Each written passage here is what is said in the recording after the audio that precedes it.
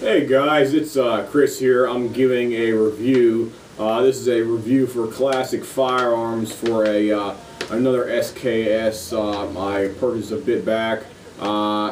It's the SKS, I'll give you the exact detail. It's the early SKS, all-milled Chinese SKS to be exact. And I'll show you what it looks like here. And let me get the sock off in here. This is the second one I bought, so I'm making two videos. Well, the first one I made about a couple weeks back, and this is the second one here. This Chinese SKS, as I said before, is a early type right here. I basically got it whenever they had the sale special for it. I paid for the optional fit and finish, basically for all like your matching numbers. Also for the overall cosmetics, conditioning, quality as well too. Basically, I have all matching numbers, stuff like that. The wood, I say the wood's in relatively okay shape. I got a couple big nicks on the outside right here. One's a big nick right here, taken out. That's about the biggest of my pinky, so I can basically stick my pinky right in there. It looks like somebody just put a screwdriver in there and just hit that like that. The other side, I got another nick right here by the charging handle right here as well too.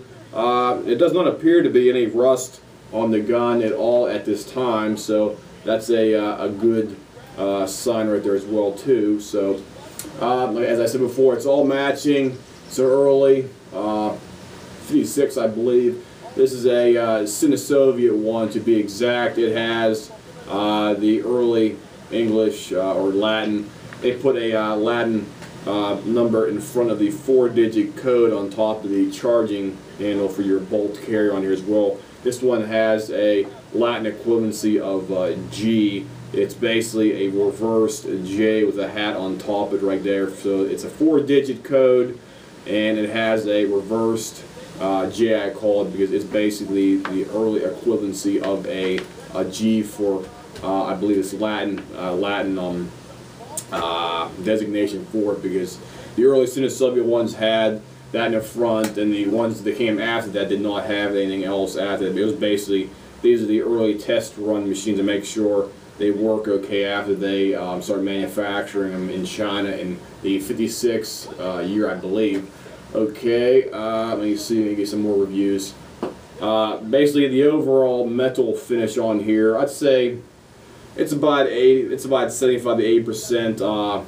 There is bluing worn off up on your rear sight back here. It's like all worn off on here for the bluing. On the back of the dust cover back here, it's all partially worn on. There's some nicks, scratches, stuff like that. It's not completely blue. Now this gun appears to have been worn quite a bit, so somebody must have been using it quite heavily after for it, because it had some minor pitting up on the bolt carrier up here as well. I had to clean up this thing pretty good up here. I put it on one of my wired grinders, basically grind that real light surface rust off it for that as well too. Let's see what else we got here. There's one other thing you can tell the early Chinese ones, the SINO-SOVIET ones exactly. They have your mechanism for the sling right down here. It's right down here on the side, as opposed to being moved to the later production ones. I think after late 56, like 57, 58, they changed the location for the sling attachment down here as opposed to having it right here, because right here it's right next to the stamping for the your serial number right here. This one, like I said before, it has all matching serial numbers including the stock, so that's good for that. The gun, as I said before, is well worn. You can definitely see that. The gas tube up here is worn pretty good. I'd say most of the bluing is worn off on her. Most of the bluing is worn off on her here. And it looks like somebody had a sling on here for quite some time, because the majority of the sling area here is pretty worn on her for that as well too, guys. So that's definitely worn on there as well too. Let me see what else we got here. Bayonet's in good shape. Let me flip it down here for you. You can see it right there. I basically clean this thing up pretty good. Yeah, where'd my rag go? Oh. Clean the bayonet up nice and good on here for that. Anytime you want to clean these bayonets up, I always just recommend you have carb cleaner, boil it in carb cleaner for about 10 minutes. then put some alcohol or like hydrogen peroxide. It'll basically eat up any call it stains, stuff like that. But this thing was all orangish brown when I originally got it, so basically that's a really quick way of doing it good for that. So, and let me see what else we got here for you guys. The barrel's in good shape too. I got to mention that as well too. The barrel's in great shape. It's not as good as the previous one I got from Classic Firearms. The one I made for the previous video for one similar to this one, the barrel was basically perfect. It was like near flawless in that barrel right there. This one, it's still in great shape. It's not as good. I'd say about 90 to 95. The other one I got, I mentioned it was about 110% because the barrel actually looked like near perfect in there for that, and you couldn't get any better than that. So this one's about 90 to 95%. So it's like about a B plus, where the other one was an A plus for that. So that's the barrel condition right there.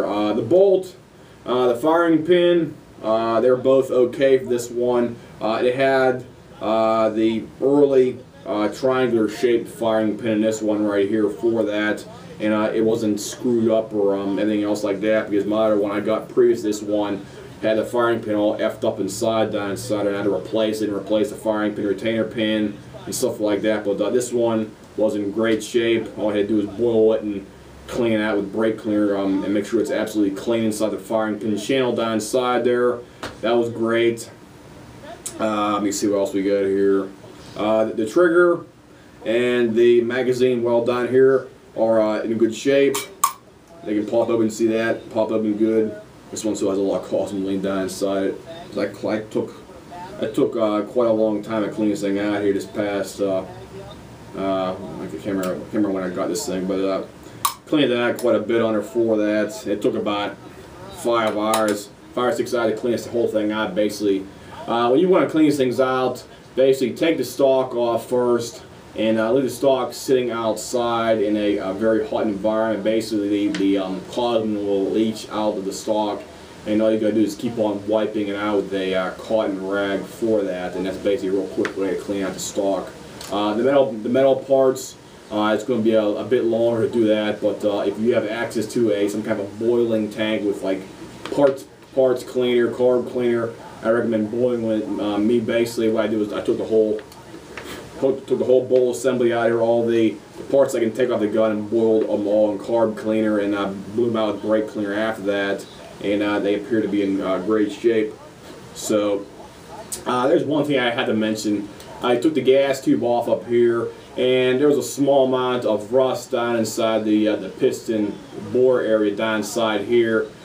Basically I had to get a couple bore cleaners, stick them down inside, put them on my drill, and basically go up inside and this thing completely clean it out, because there was rust down inside this tube right there. And I'd say that's one of the few negatives with this specific gun right here for that.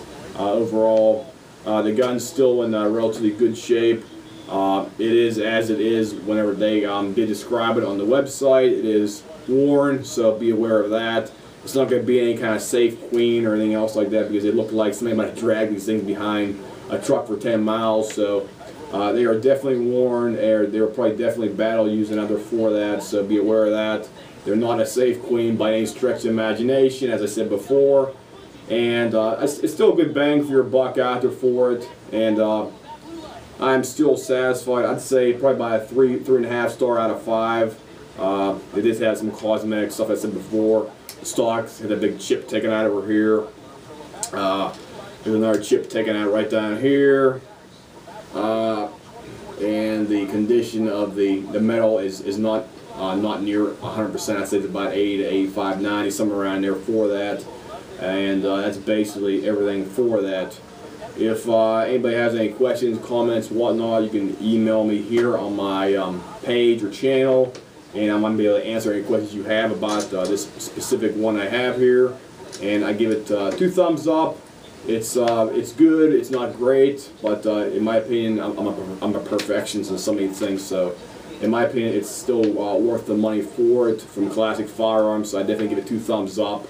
And it should work perfectly fine for me for as long as I own it. And If anybody has any questions, again, just leave a message here on my page on the bottom of my channel, and I'll try to answer any questions you may have about your specific gun similar to this. I'll see you guys.